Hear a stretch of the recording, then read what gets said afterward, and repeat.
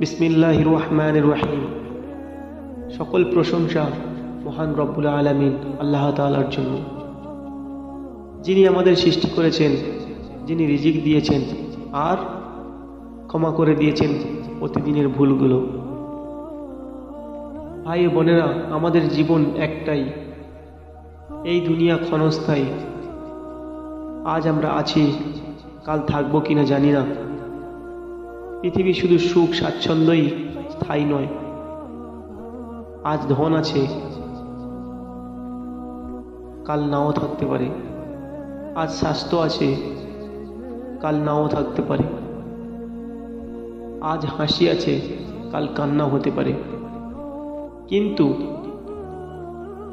একটি জিনিস আছে যা কখনো শেষ হয় না, সেটা হলো আমাদের আমল, আমাদের নামাজ, আমাদের রোজা, আমাদের দান আর আমাদের সৎ কাজ। এগুলি কিয়ামতের দিনে আল্লাহ তাআলার সামনে দাঁড় করাবে। প্রিয় ভাই, যদি জীবন কঠিন লাগে, যদি মনে হয় সব দরজা বন্ধ হয়ে গেছে, মনে রেখো আল্লাহ তাআলার দরজা কখনো বন্ধ হয় না। আল্লাহ তাআলা কুরআনুল কারীমে বলেছেন, তোমরা আমাকে ডাকো, আমি তোমাদের ডাকে সাড়া দেব। সূরা গাফির আয়াত নম্বর 60। তাহলে আমরা কেন হাল ছাড়ব? আজকে হয়তো মানুষ তোমাকে গুরুত্ব দিচ্ছে না, তোমার কষ্ট কেউ দেখছে না, তোমার চোখের পানি কেউ বুঝছে না, কিন্তু জেনে রেখো প্রতিটি অশ্রুবিন্দু আল্লাহ তাআলা দেখেন। প্রতিটি নিঃশ্বাস, প্রতিটি কষ্ট, প্রতিটি ধৈর্য সব আল্লাহর কাছে গুনাহ মাফের কারণ হয়। তুমি ব্যর্থ হয়েছ, সমস্যা নেই। ব্যর্থতা আসলেই আমাদেরকে শেখায় কিভাবে সফল হতে হয়। মানুষ তোমাকে অবহেলা করেছে, সমস্যা নেই। মানুষ অবহেলা করে, কিন্তু আল্লাহ তাআলা কখনো অবহেলা করে না। দুনিয়ার মানুষ তোমাকে হারাতে চায়, সমস্যা নেই। যদি আল্লাহ তাআলা তোমার পাশে থাকেন, তাহলে সমগ্র দুনিয়া তোমাকে জিতাতে বাধা দিতে পারবে না। একজন মানুষ রাসূল সাল্লাল্লাহু আলাইহি ওয়াসাল্লামের কাছে এসে বলেছিলেন, ইয়া রাসূলুল্লাহ সাল্লাল্লাহু আলাইহি ওয়াসাল্লাম, দুনিয়ায় আমি অনেক সমস্যার মধ্যে আছি, কিভাবে শান্তি পাবো? রাসূল করিম সাল্লাল্লাহু আলাইহি ওয়াসাল্লাম মুচকি হেসে বলেন, আল্লাহ তাআলাকে বেশি বেশি স্মরণ করো। আর আল্লাহ তাআলাকে যিনি বেশি বেশি স্মরণ করেন, তার অন্তর শান্ত হয়ে যায়। তাহলে ভাই, তুমি যদি চাও মন থেকে টেনশন দূর হোক, মন থেকে চিন্তা দূর হোক, তাহলে শুধু আল্লাহ তাআলার জিকিরই আপনার জন্য যথেষ্ট। জীবনে কখনো হাল ছাড়ো না। আজকের কষ্ট আগামী দিনের শক্তি, আজকের চোখের পানি আগামী দিনের হাসি হবে, আজকের সংগ্রাম আগামী দিনের সাফল্য।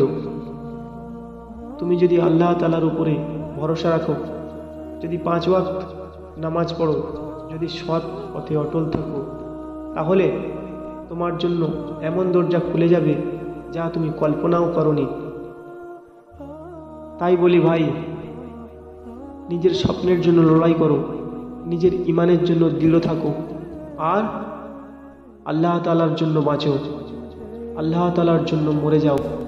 ইনশাআল্লাহ একদিন দেখবে মানুষ তোমাকে নিয়ে গর্ব করছে, আর আল্লাহ তাআলা তোমাকে জান্নাত দিয়ে সম্মানিত করবে।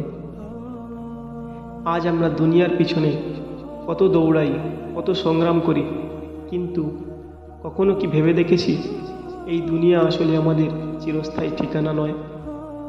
আজ আমরা আছি, কাল হয়তো থাকবো না, কাল সেটা অন্য কারোর হাতে চলে যাবে। আজ যে টাকা জমাচ্ছি, কাল সে টাকা হয়তো আমাদের কাজে লাগবে না। আল্লাহ তাআলা কুরআনুল কারীমে বলেছেন, এই দুনিয়ার জীবন খেলাধুলা আর নিবেদন ছাড়া আর কিছুই নয়, কিন্তু আখিরাত আখিরাতই আসল জীবনের ঘর। সূরা আনকাবুত আয়াত নম্বর 64। প্রিয় ভাই, যদি মনে হয় আমার ভাগ্য খারাপ, আমি কিছু করতে পারছি না, তাহলে মনে রেখো, ভাগ্য নিয়ন্ত্রণ করে মানুষ নয়, ভাগ্য নিয়ন্ত্রণ করে শুধু রব্বুল আলামিন আল্লাহ তাআলা। আজ তুমি কষ্টে আছো, ইনশাআল্লাহ কাল সেই কষ্ট তোমাকে শক্তিতে পরিণত করবে। আজ তুমি একা, চিন্তা করো না, আল্লাহর সাহায্য তোমার সাথে আছে।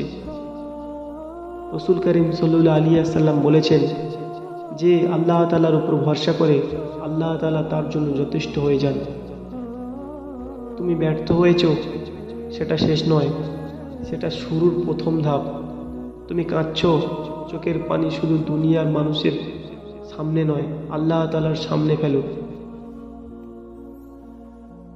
কারণ আল্লাহর কাছে চোখের পানি দোয়ার সবচেয়ে শক্তিশালী অস্ত্র। যখন তুমি সিজদায় পড়ে বলবে, ইয়া আল্লাহ, আমি দুর্বল, তুমি আমাকে শক্তি দাও, তখন আল্লাহ তাআলা এমন দরজা খুলে দেবে যেটা তুমি কল্পনাও করনি। প্রিয় ভাই, মানুষের কথায় ভেঙে পড়ো না। মানুষ একদিন হাসাবে আর একদিন কাঁদাবে।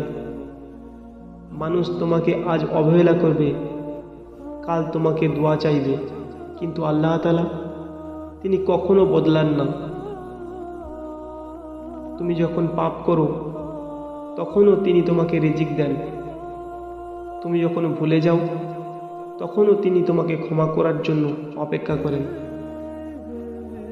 তাই আজ থেকে সিদ্ধান্ত নাও, নামাজ কখনো ছাড়বো না, আল্লাহ তাআলার উপর ভরসা রাখবো, দুনিয়ার জন্য নয় আখিরাতের জন্য কাজ করব। প্রিয় ভাই, মনে রেখো, আজকের কষ্টের প্রতিটি ধাপ আগামী দিনের সাফল্যের পথ। আজকের চোখের পানি আগামী দিনের জান্নাতের আলো। আজকের সংগ্রাম আগামী দিনের সম্মান। ইয়া আল্লাহ, আমাদের মন থেকে দুশ্চিন্তা দূর করে দাও, আমাদের পরিবারকে হেফাজত করো, আমাদের রিজিককে হালাল করো, আমাদের নামাজের স্থিরতা দাও, আর আমাদের সবাইকে জান্নাতুল ফিরদাউস দান করো। আসসালামু আলাইকুম ওয়া রাহমাতুল্লাহি ওয়া বারাকাতুহু। সবাই ভালো থাকবেন, সুস্থ থাকবেন।